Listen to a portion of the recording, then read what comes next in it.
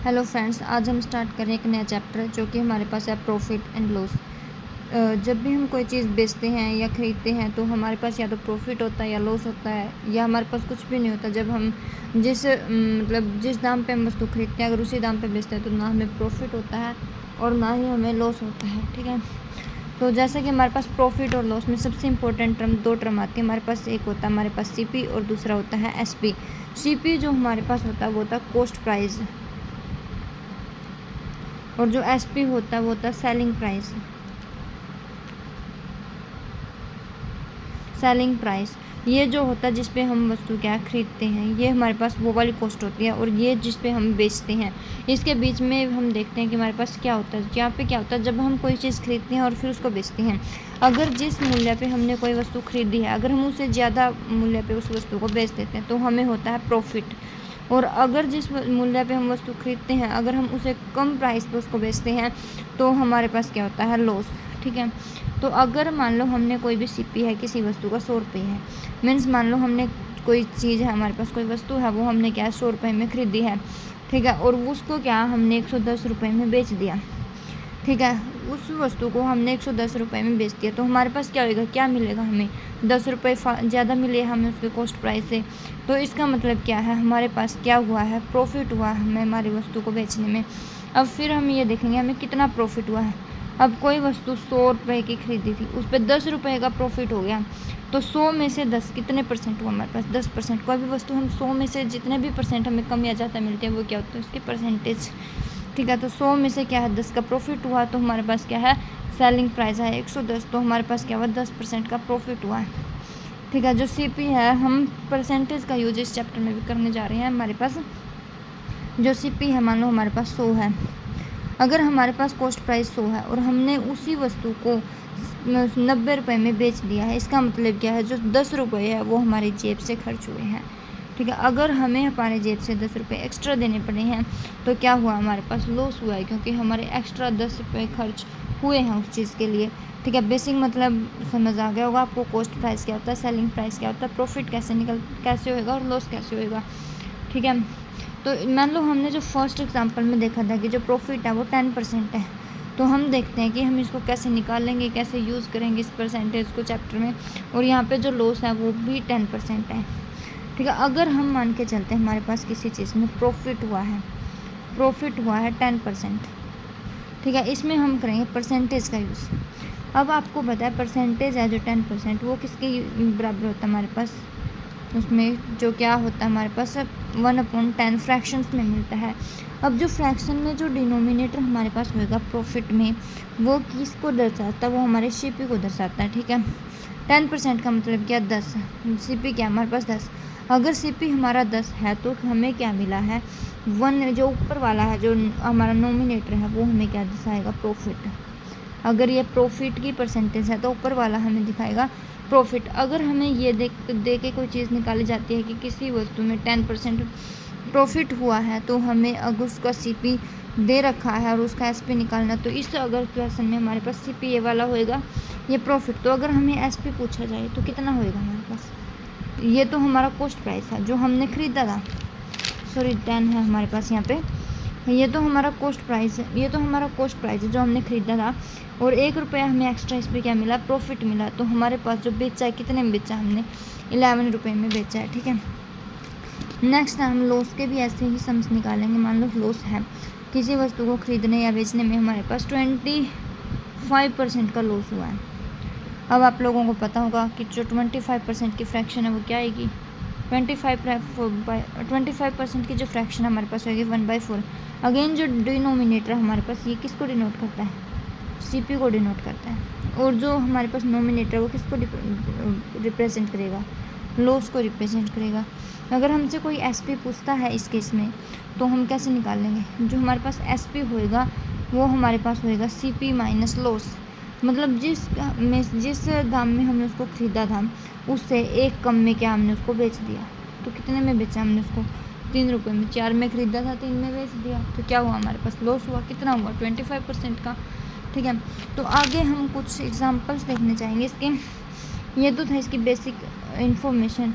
हमारे पास एक एग्जांपल है। ठीक है, अगर कोई शॉपकीपर है उसका प्रॉफिट एंड लॉस करना है अगर,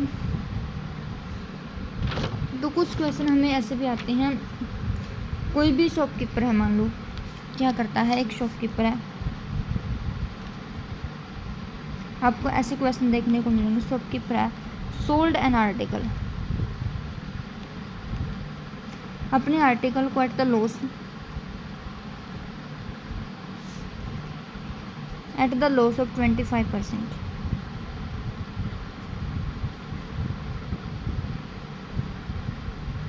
ठीक है, हमें दूसरे जो टाइप के हमें यहाँ से क्वेश्चन देखने को मिलते हैं वो ऐसे मिलते हैं, जो शॉपकीपर एक 25% के लॉस पे उसने अपना एक आर्टिकल बेचा है। ठीक है, बट क्या करता है, ड्यू टू मिस्टेक,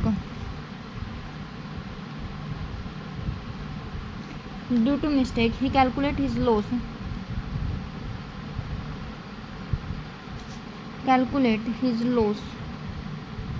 वो अपना लॉस कैलकुलेट करता है। लॉस जो परसेंटेज है वो क्या करता है, उन एसपी पे करता है कैलकुलेट।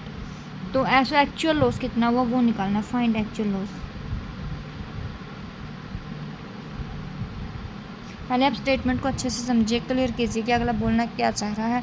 तो यहाँ पे shopkeeper sold an article at the loss, shopkeeper ने क्या है कि लॉस पे आर्टिकल में, मतलब उसको हानि हुई है किसी आर्टिकल को बेचने में। कितनी हानि हुई है, 25% की। लेकिन बाद में वो देखता है, क्या देखता है, due to mistake he calculate, वो क्या है, कैलकुलेट करता है कि जो लॉस परसेंटेज है वो एसपी। देखो यहाँ पे हमने पढ़ा था कि जो हमारे पास लॉस परसेंटेज है, प्रॉफिट परसेंटेज है, दोनों किस पे निकलती है, सीपी पे निकलती है, क्योंकि इनके जो डिनोमिनेटर में सीपी था।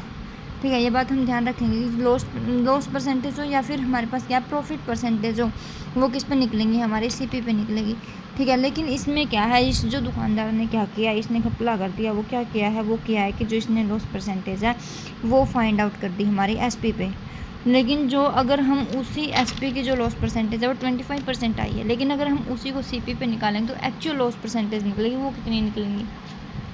अब देखो यहाँ पे हमने देखता, हम एक्चुअली जो नॉर्मली हम देखते हैं, जो लॉस परसेंटेज हो या प्रॉफिट परसेंटेज हो, हमारे किस पे निकलती है, कॉस्ट प्राइस पे निकलती है, सीपी पे निकलती है। जैसे कि यहाँ पे निकली है और यहाँ पे निकली है, लेकिन यहाँ पे क्या एसपी पे निकली है। अगर एसपी पे निकली है तो क्या हुआ, लॉस परसेंटेज। इसका मतलब जो 25% है, ये तो क्लियर है कि जो हमारे पास कितना आएगा, 1/4 आएगा। ठीक है, लेकिन इसमें जो 1/4 में 4 है, ये एसपी होएगा, सीपी नहीं होएगा। क्यों नहीं होएगा, क्योंकि इसने अपनी मिस्टेक मानी है। इसने मिस्टेक से कहा कि मैंने उसको एसपी पे क्या है कैलकुलेट कर दिया, और ये क्या हमारे पास लॉस आएगा। ठीक है, तो अगर ये लॉस है और ये एसपी है, देखो जो हमारे पास एसपी है 4 है, मीन्स हमने 4 उसमें बेच दिया, 4 को बेच दिया। 4 है जो 4 रुपये में कोई वस्तु बेच दी, और वो क्या है 1 रुपये के लॉस में बेची है। तो इसका मतलब क्या है, जो उसका कॉस्ट प्राइस था वो क्या था, 4 से 1 ज़्यादा होएगा। तो ऐसे केस में हम जो लॉस होता है उसमें क्या करेंगे, जो अगर सीपी फाइंड आउट करना है तो एसपी क्या, 4 + 1 = 5 आएगा हमारे पास। ठीक है, और अब एक्चुअल, अब 5 में इसने खरीद दिया, एसपी कितना है, 4 है। तो अगर हम एक्चुअल क्या करेंगे, एक्चुअल लॉस परसेंटेज निकालेंगे।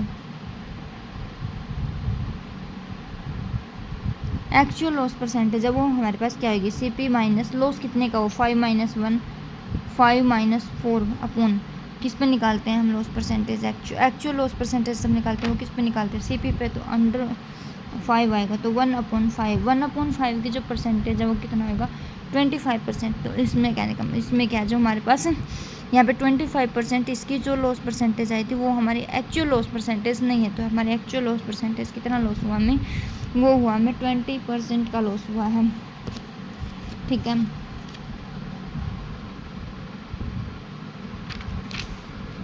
तो ये जो हमारे पास एक और जो मेथड है इसका, जो एक और टाइप है जो क्वेश्चन का बन सकता है कि जो शॉपकीपर है अगर वो अपना लॉस परसेंटेज या प्रॉफिट परसेंटेज एसपी पे निकालता, तो हम उसके लिए पहले उसका सीपी निकाल लेंगे एंड देन उसकी एक्चुअल लॉस परसेंटेज है वो सीपी पे उसको निकाल के देंगे। ठीक है, आई होप आप लोगों को समझ आ गया होगा। नेक्स्ट है हमारे पास, हम दूसरा निकालेंगे लॉस और प्रॉफिट सक्सेशन में। जैसे हमारे पास क्या होता है, ऐसा तो नहीं है कि हमने एक व्यक्ति को चीज़ दी और उससे डायरेक्ट वो चीज़ यूज़ में आ जाए। कई बार क्या होता है, जो हमारे पास मैन्युफैक्चरर के पास कोई चीज़ होती है,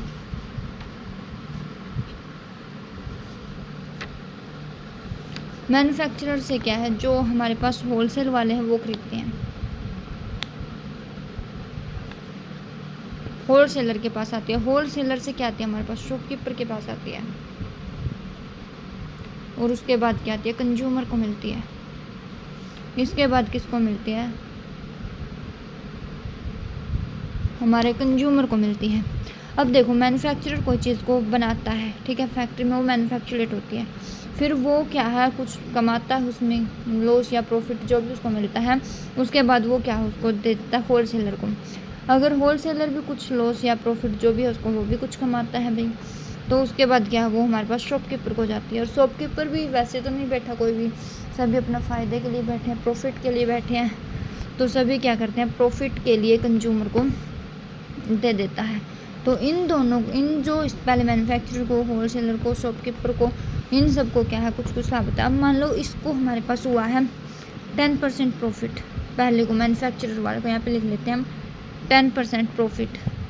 देन इसको मान के चलते हैं हम, हमारे पास हुआ है 12.5% प्रॉफिट, और इसको हमारे पास मान के चलते हैं हम 20% प्रॉफिट हुआ है।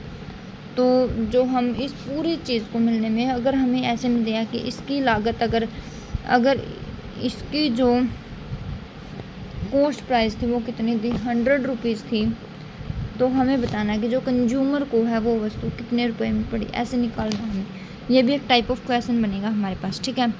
तो अब देखो इसमें जैसा कि हमने परसेंटेज में भी देखा था, सक्सेसिव इंक्रीमेंट के कैसे जो सम्स हम करते हैं, यहाँ पे जो 10% है उसको क्या लिखेंगे हम 1/10, ठीक है।